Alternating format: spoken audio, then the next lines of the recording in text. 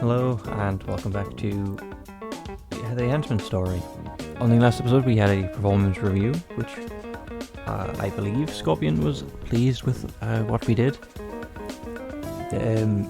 However, the opportunity that she provided fell on the same day as already established plans, and if I'm not mistaken, we chose to hang out with Kate and Dave instead. But it's time to find out what the repercussions of this choice is to be, really. So let's go. I would be too, honestly. So, while I'd definitely be disappointed, if you feel like you have to cancel to save your career or extremities, I get it. It's very kind of you, Kate. Thanks, rookie. Whatever I end up deciding, you guys will be the first to know. Okay, then. Seems like we have not made the choice. Well, I guess we already know what I'm considering. And how are you going to let me know exactly? Carrier pigeon? Or do you guys send messenger rats through the walls around here? Oh, right. We never exchanged numbers, did we? 1 second. I'm surprised we actually have a phone. After fumbling with a few pouches, I remember which one holds my phone, and we exchange contact information. Dave insists on doing so as well, which doesn't seem entirely appropriate, but that's Dave. That might be a good biography. I don't know what I was going to say, biography. That might be a good biography title for him. Not entirely appropriate. Maybe that the whole Lord Beldam operation as a whole. Gotta hang on to that one. There we go. That'll be easier. Though, I admit, I was sort of looking forward to some kind of trained animal messenger. Well, clearly it'd be a bull based on the logo of Lord Bedlam. Honestly, they might be more reliable. The reception in a secret mountain base isn't great. Big shock, I know. I mean, can't a superhero just use that to triangulate us and find out where our location is? That's not very good. You know, the superhero that Kate is. The rest of lunch is filled with small talk. Nothing groundbreaking, but it's oddly relaxing. Kate's better at redirecting Dave's enthusiasm, and he only mentions that he's a squad supervisor like 3 or 4 times. My previous worries about his addition to the Spells and Swords session are nullified. With Kate around to tame him, it could actually turn out well, or dare I say, fun. That is, if I decide to go to it. I'll see where my head is at in a few hours. Regardless of my current feelings, Kate's right. This is a decision I need to think about very carefully. As the day drags into the late afternoon, I return to my room and change into my spy uniform to freshen up. Near the game night or the side gig feel the right venue for the sweaty warehouse day aroma. Maybe I should invest in some cologne. Between the sweat and getting thrown into a dumpster, I have a lot of smells to cover up lately. As I finish buckling up my uniform, I grab the phone from where I left it on my bed. Frowning, I open the Henchman app and navigate to the big gig Madame Scorpion had mentioned and stare. This is it. I've given myself all day to think. What should I do? Unwind with some spells and swords at game night? Or take the Henchman gig and go earn some extra money? Spells and swords. Yeah, I'm gonna save though, because this does seem like a genuinely big, choice. So, game night. I chose closed the app and opened my contacts. Extra money would be nice, but Scorpion said it herself. I've gotten this far by taking just the right amount of risk. Maybe the Henchman thing of hers is the future, but right now, I've got to check for Lord Bedlam whether I like it at the risk or not. I got to check from. I had to think about that. Besides, I told Kate that I was leaning towards game night, and I don't want to pull the rug out from under her. Inviting her to join the group, saying that it was still on, and then backtracking the last minute would not be a good look. Not to mention Dave's reaction. I'd be hearing about it for months. He's pretty rigid when it comes to the chain of command and hierarchy, but he's also big on keeping promises. It's the kind of old-fashioned farm boy morality you'd expect out of a guy like that. So, while you'd say that I was right to defer to Scorpion's suggestion as my supervisor, his passive-aggressive vengeance would be unending. I open Kate's message page and on my phone and tell her that game night is on. By the time I text Dave, she's already replied. Who knew there would be so many gifts involving confetti? That doesn't sound like... Well, it does sound like Kate, but it's unsurprising. No, it is surprising, especially if she's a superhero. I smile and send a celebratory gift of my own. We exchange a few more as I text the rest of the group and do my best to navigate Dave's jumbled punctuation, free expressions of enthusiasm. Well, better get ready. Let's see, my S&S bag should be somewhere in my closet. Issue 5, Spells and Supervillains. I feel like this would be what it was called regardless of what I picked. A short while later, I step up the hallway, bag in tow. While the halls aren't jam-packed, there are definitely more people than normal, all heading off to take part in one game or another. The main hall will have the most people playing at cheap card tables surrounding by a sea of plastic full chairs. It's where we hold any tournament or contest, and it's also where Lord Bedlam's usually found. It's way too loud for something like S&S though, so our private little game room is definitely preferable. As I make my way through the halls and that lead in that direction, the crowd starts to thin out. The sound of footsteps is distilled down indistinct cacophony into individual patters, each with their own cadence. Weirdly, one of those patterns matches my own, almost exactly. Dave? Hey, wait up! Guess not.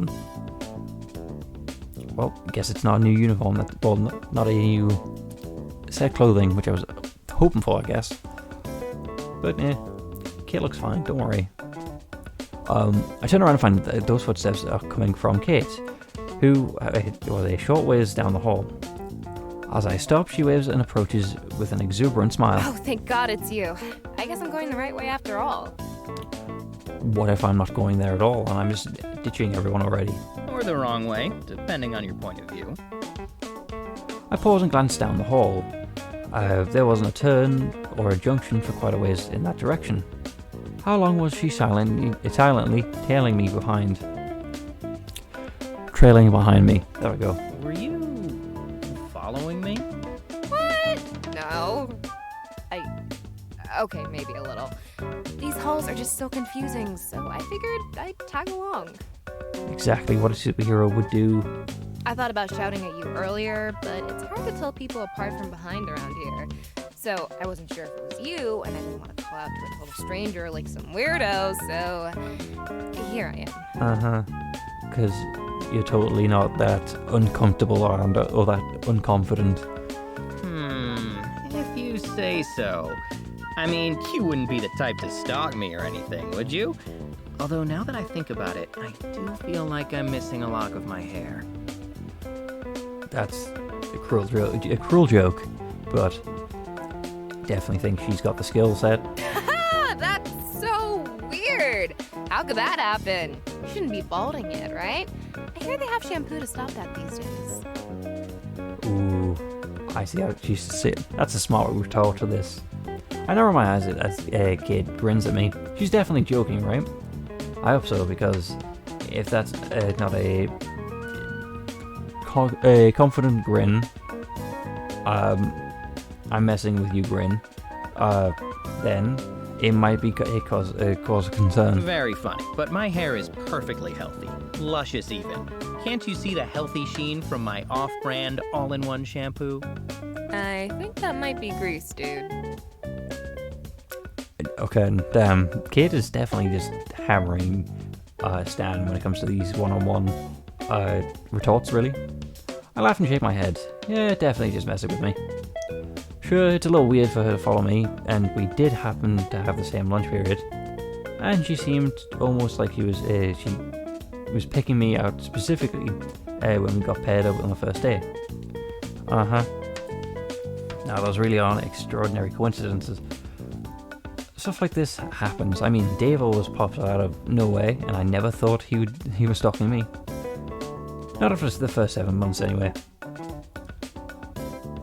So okay, yes, this is just making me double down on my theory that she's a superhero. So when he suddenly rounds the corner in front of us as we head near the game room, Kate is the only one who jumps. Hey gang, ready for a full night of rousing, family-friendly, and team-building adventures? Sure, technically, yeah. Jesus Christ, I almost kicked you in the... I mean, hi, Dave. Great to see you. Yep. Totally not a superhero, right, Kate? She leans closer to me, whispering. Are you used to that? After 7 months, apparently. You just learn to accept it. That's getting used to, isn't it? Great to see you guys too! Oh gosh, I'm so excited to get started! Come on!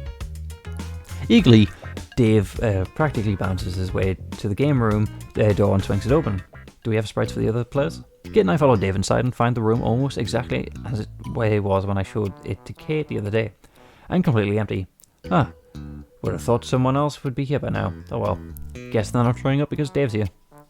Without bothering to ask where Kate and I are sitting, Dave takes place as the head of the table. Normally, that's my spot.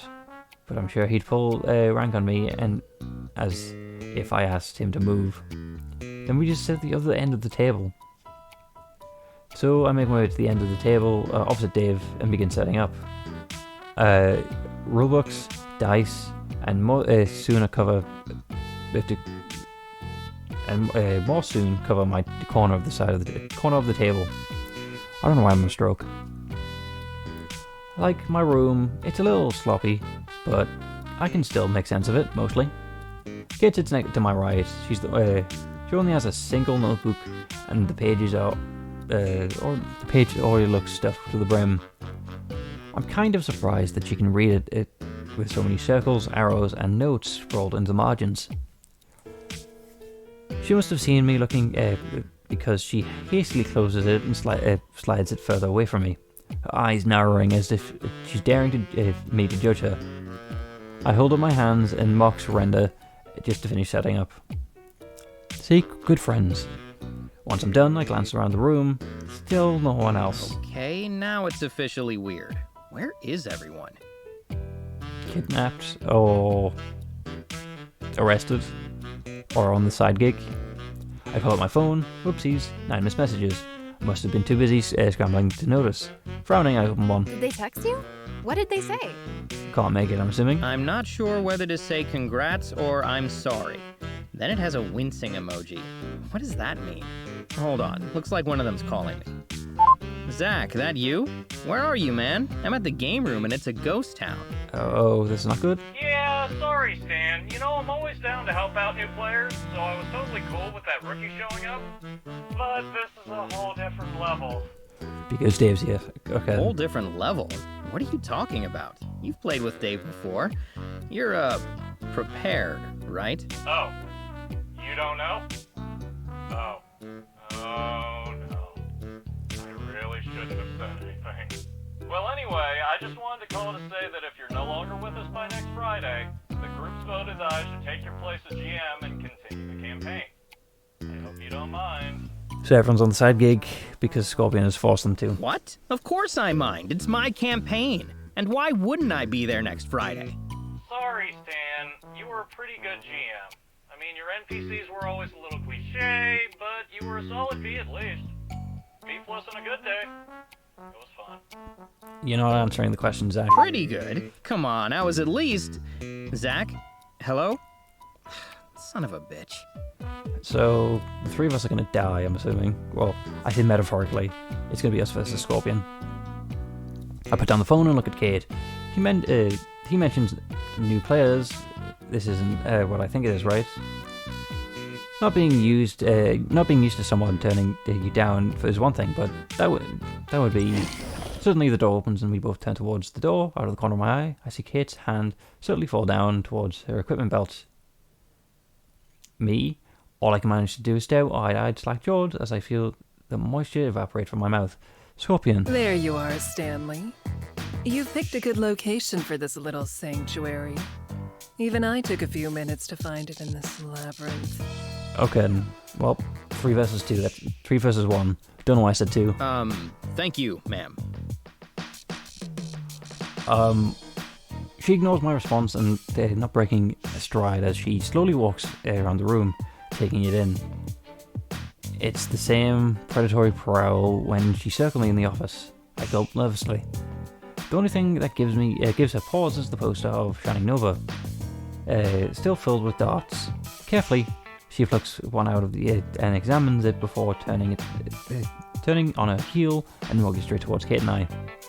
Where's Dave? Hastily, I rise from my seat and stand at attention. Kate follows suit, with a lot more poise. It's hard to tell with the mask on, but she seems surprisingly calm about this. As Scorpion walks towards the table, she casually tosses the dart over her shoulder. It tears right through Shining Nova's forehead and embeds itself in the stone wall behind the poster, never getting that one out. So, this is what you chose over my own personal recommendation. To be fair, she seems nicer and less gonna kill me sort of scary, where she just might be a superhero kind of scary and that will not kill me. Madam Scorpion finally halts next to Kate and I. Her posture utterly imperious, I'm assuming. While her words are directed at me, her gaze is fixed on Kate, shamelessly looking at the shorter woman up and down. Impressively, Kate doesn't flinch, staring right back up at Madam Scorpion without a sign of nervousness or fear. Kate offers a crisp salute. Ma'am. How utterly unimpressive. So ordinary. Please don't tell me you're jealous, because that would be weird. She turns again on me, and now I feel my blood start to freeze in my veins. This ritual, I mean, your precious game night. Why would you call it a ritual? When you said that you needed to gather more information before deciding, I had thought you prudent, not lazy. Now, Stanley, I am not so certain. Of course was lazy, as you said. We'll only do it, we'll only take the necessary amount of risk. But disappointment is an unbecoming emotion. Dwelling upon the fact that you have chosen poorly is fruitless. Gathering data on why you made that decision, however, is quite useful. Use her own words against us. Well, against her. It might be against us, and if she does not like the response. So, where shall I sit? Okay. Excuse me? At the table, Stanley. If I am to take part, I need to be seated, correct? This is unexpected. I open my mouth to speak, but find myself at a loss for words. She wants to play? Is this for real? Or is this another test? Knowing that I can't afford to fail if it is, my eyes flick over to Kate, hoping that she might have some kind of advice. Fortunately, none is to be found. Kate is far too focused, standing rigidly, with her jaw set and her eyes locked on Madam Scorpion. Smart, guess it's up to me then. I'm going to have to sit next to me. Dave's alone on the other side of the table, and I think sending her away is not going to make her happy. I gesture the open seat next to me, opposite Kate. Here, you can sit next to me. My, how generous. And to what do I owe the honor? Just professional request. Is the company just professional respects?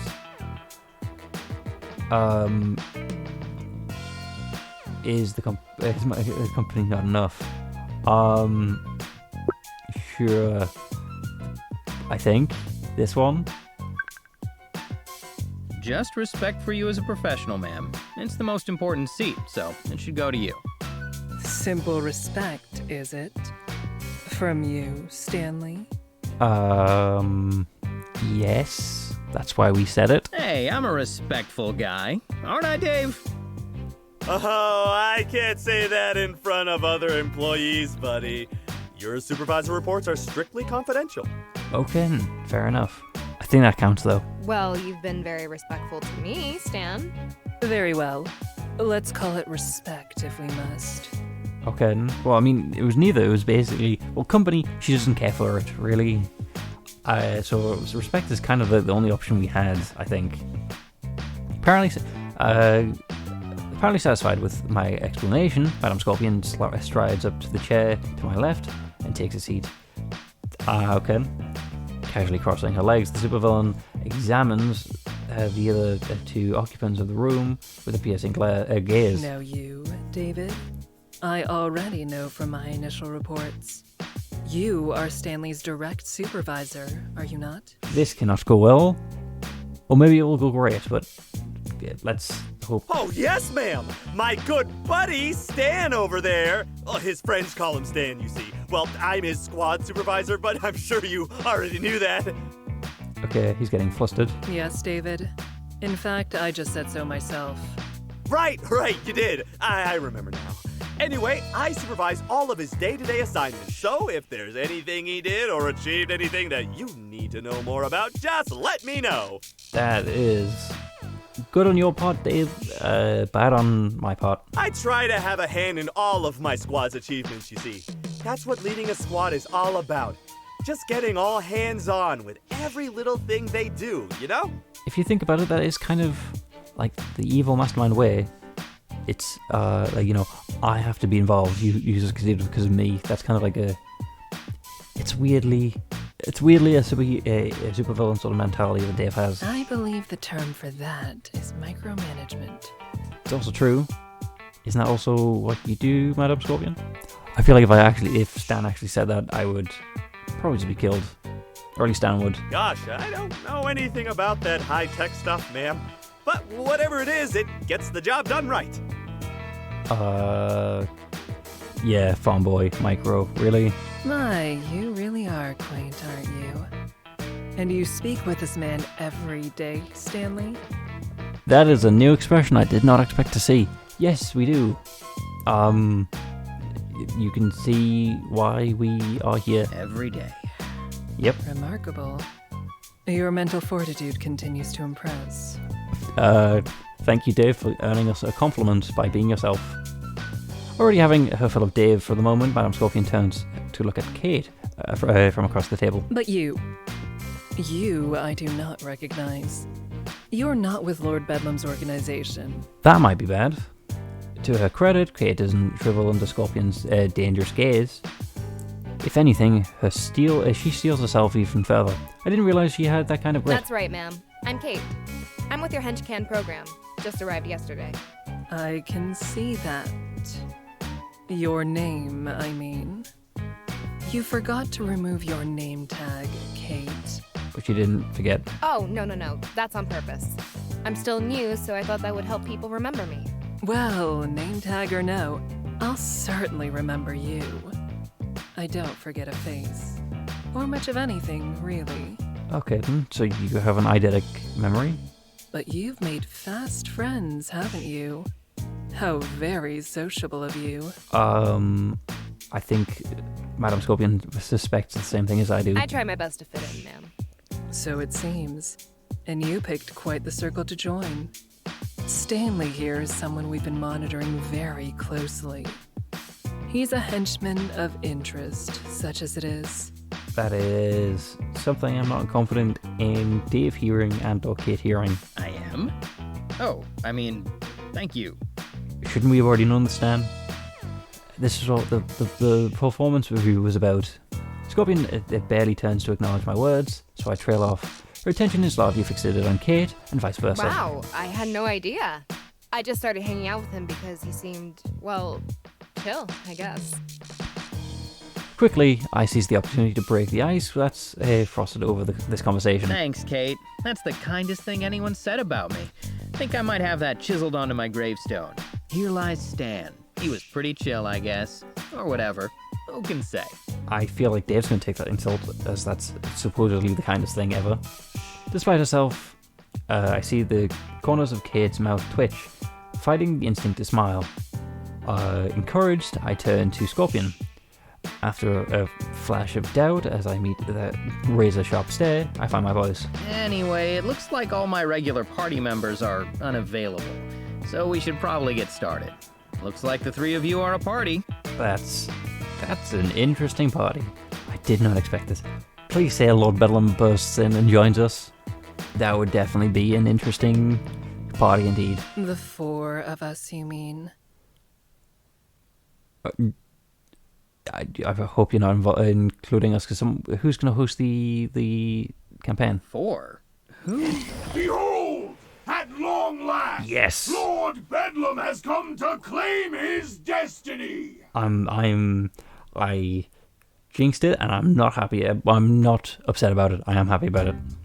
Kate, Dave, and I whirl around as Lord Bedlam arrives, while Scorpion calmly looks on. The masked supervillain practically leaps into the room, making sure to flourish his cape as it makes his grand entrance. Seriously, that was a long walk. Since when did we have a game room in this wing? I walked into at least 3 storage closets. I'm surprised Scorpion organized this. Cool. You can sit next to Dave. Oh my gosh. Oh my gosh. Dave leaps to his feet as even Lord Bedlam pauses to catch his breath. Did he run here? Lord Bedlam, sir! Your lordship, are you joining our Spells and Swords campaign tonight? This couldn't get better, I think. Indeed I am, my comrade in arms. So I hope you have a glorious game night planned for us, Stanley. Why is everyone calling us Stanley? Well, I guess the two higher ups are called. There's 3 higher ups, isn't there? I guess the 2 supervillains are calling us Stanley. I have to hold in a laugh as I raise my hand. Okay, maybe it's a little mean, but it feels like some sort of cosmic justice that after all that brown nosing, Dave got mistaken for me by his would-be hero or villain. Actually, I'm Stan, sir. That's Dave. It's okay, sir. I'm Stan's squad supervisor, so it's kind of the same thing. Oh, Dave. Dave. Oh, sure. Kind of. Not really, but kind of. Thank you, Lord Bedlam, for trying to be gentle with breaking his soul. Lord Bedlam turns to face me, and despite every lazy bone in my body, I raise from my seat. Lord Bedlam is less likely to behead me for disrespecting him than Scorpion. But he's still a supervillain, and my boss, I suppose. The supervillain sticks out his hand, and I follow suit. Before I'm prepared, he's already taken me into a firm, exuberant handshake. Good to meet you, Stan. Dave will not let us wash that hand ever again. Yes, good to meet you. Again. We've been meeting for a few years now. Yes, of course. You're one of our decorated veterans. A real senior member of the Bedlam team. That was just a turn of phrase. Fair enough. Lord Bedlam releases my hand and walks towards one of the open seats, his cape billowing out behind him. Now then, it's game night. One of our proudest Team Bedlam traditions. So, Lord Bedlam throws back his cape and pulls out a chair and takes a seat. Though surely meant to be in a smooth, imposing motion, it's quickly undermined when his cape immediately gets caught beneath his behind. After fumbling to free the garment, he rests his elbow on the table and points at me as though nothing happened. So take charge and get this game started. Show us the creativity and discipline that a senior henchman in this organization is capable of. He's definitely breaking the tension. That's good. Right, so nervously I glance around. Scorpion catches my eye first, smiling wolfishly. Clearly Lord Bedlam came here at her behest. Correct. I'm not sure if it's another test or punishment or both. Either way, she's clearly enjoying it. I look to Kate next, who's smiling pleasantly. Can't fully hide her tension. Hard to blame her. This was supposed to be a fun night off, but now she's basically on the clock. I'll need to apologize to her later. Dave, for his part, needs no apology. If anything, he'll be thanking me based on the giddy grin. His enthusiasm does give off a little confidence, though. At least someone is guaranteed to enjoy this. That's true. 1 out of 4. Alright then, welcome to a new Spells and Swords campaign, everybody.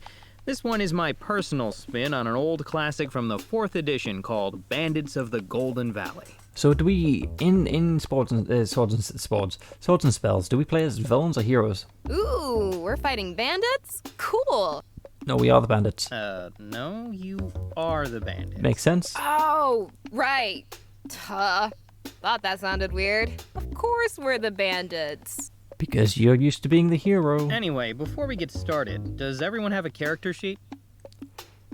Dave's hand shoots up and Lord Bedlam follows shortly afterwards. Yes! I'll be playing Lord Archibald Lifespade, a half-demon wizard. And I have one for you as well, madam, as you requested. You're a dark elf rogue named... I'll name it. Yeah. And a rogue elf makes sense for Madam Scorpion. I guess I can see the demon. Whatever name you'd like. You are our honored guest, after all. Wow, even Lord Bedlam folds like a napkin in front of her. Probably smart of him. As Scorpion starts making changes to her onto her own sheet, Kate pulls out one of her own from her notebook.